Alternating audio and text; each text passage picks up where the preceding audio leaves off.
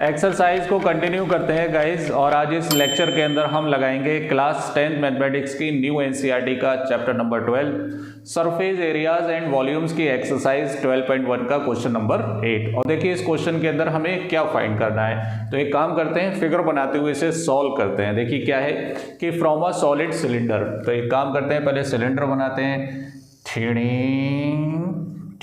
एक सिलेंडर बना लेते हैं। देखिए और इस सिलेंडर में क्या किया है इन्होंने वो देखिए, हुज हाइट इज 2.4 सेंटीमीटर, इसकी हाइट कितनी है 2.4 centimetre and diameter is 1.4 centimetre, इसका डायमीटर कितना है 1.4, तो रेडियस कितनी हो जाएगी, इसकी रेडियस हो जाएगी 1.4 का हाफ, तो इसकी रेडियस हो गई 0.7 सेंटीमीटर, राइट।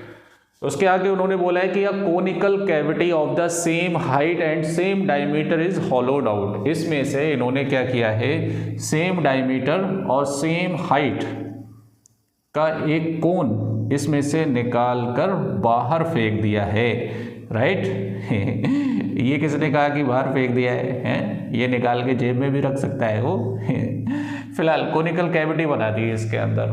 फिर होगा क्या, उसने बोला है कि find the total surface area of the remaining solid, है ना, और इसका आंसर आपको नियरेस्ट सेंटीमीटर स्क्वायर में बताना है, मतलब अप्रॉक्सीमेट में आंसर बताना है इसका।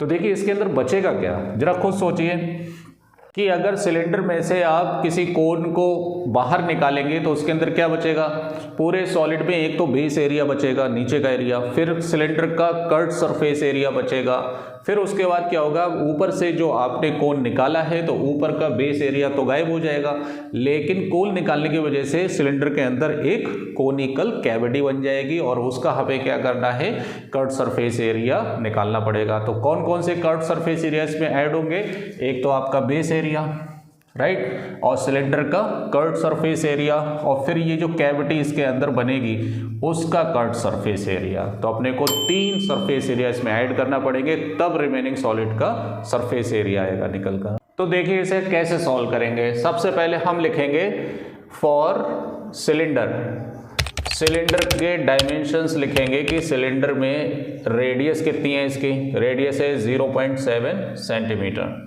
राइट। हाइट कितनी है सिलेंडर की 2.4 सेंटीमीटर, सिलेंडर की हाइट कितनी 2.4 सेंटीमीटर।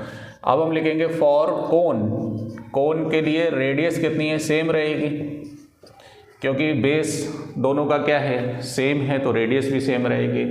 इसके बाद हमें इसकी हाइट भी सेम रहेगी, क्योंकि क्वेश्चन के अंदर बोला है कि सेम हाइट की कोनिकल कैविटी इन्होंने होलोड आउट की है, तो इसकी हाइट भी कितनी रहेगी, सेम रहेगी 2.4 सेंटीमीटर।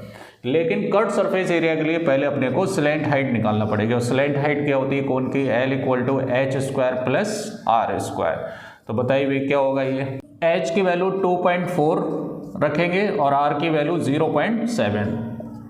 24 का स्क्वायर कितना होता है, जब भी आप पॉइंट वाले नंबर्स का स्क्वायर निकालते हैं तो पॉइंट को एक बार के लिए दिमाग से हटा दिया करें, तो इसका होता है 576, 2 के बाद पॉइंट लग जाएगा क्योंकि स्क्वायर करेंगे तो 2 प्लेस के बाद लगेगा, और 7 का होता है 49 और ये भी 2 प्लेस के बाद लगेगा, तो ये अंडर रूट कितना हो जाएगा 625, ये भी 2 के बाद लगेगा, तो यहाँ से L की वैल्यू कितनी आ गई 2.5 सेंटीमीटर। ये स्लैंट हाइट आ गई किसकी, कोन की। अब अपने को क्या बताना है, total surface area of solid, right, जो रिमेनिंग सॉलिड है उसका टोटल सरफेस एरिया। तो क्या आएगा, curved surface area of cylinder plus curved surface area of cone और plus area of circle, area of circle, या एरिया ऑफ बेस भी लिख सकते हैं, ये वाला बेस जो है ना, एरिया ऑफ बेस भी लिख सकते हैं, एरिया ऑफ सर्कल भी लिख सकते हैं, दोनों ही बातें ठीक है। तो बताइए भाई curved surface area of cylinder क्या होता है 2πr/h, curved surface area of कोन क्या होता है πr/l, इसीलिए तो बोल रहा था मैं L की जरूरत पड़ेगी तो पहले अपने को L निकालना पड़ेगा, और बेस एरिया सर्कल है तो सर्कल का एरिया क्या हो गया πr²। अब यहाँ पर स्टूडेंट्स लोग, आप लोग थोड़ा फोकस किया करें, यहाँ पर डायरेक्ट वैल्यूज ना रखा करें, पहले थोड़ा सा सिंप्लीफिकेशन करें। तीनों टर्म्स में आप πr क्या कर लें, कॉमन ले लें, तो πr जब कॉमन लेंगे तो कितना बचेगा 2h + L प्लस आर, यही तो बचेगा। अब वैल्यू पुट करिए, पाई की वैल्यू 22/7, रेडियस है 0.7, रेडियस कितना है 0.7, और हाइट कितनी है 2.4, और प्लस एल कितना है, स्लैंट हाइट कितनी आई 2.5, और प्लस रेडियस कितना है 0.7। अब आप इसको सॉल्व कर लीजिए, आंसर आ जाएगा। 7 से 7 कैंसिल हो जाएगा तो 0.1, तो ये हो गया 2.2। 22 का 1 से 22 का 1 से 22 बन जा 22, और एक के बाद पॉइंट लग जाएगा। अब ये कितना आएगा 48, तो एक के बाद पॉइंट लग जाएगा, प्लस इसमें ऐड कर दो तो कितना हो गया 3.2, क्योंकि 7 5 12 32 हो जाएंगे तो 3.2 हो जाएगा।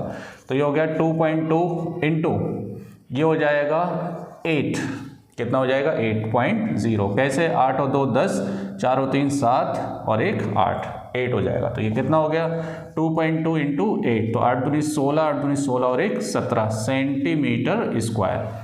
लेकिन उसने बोला है कि नियरेस्ट सेंटीमीटर स्क्वायर में बताओ, तो ये अप्रोक्स में कितना हो जाएगा लगभग 18 सेंटीमीटर स्क्वायर।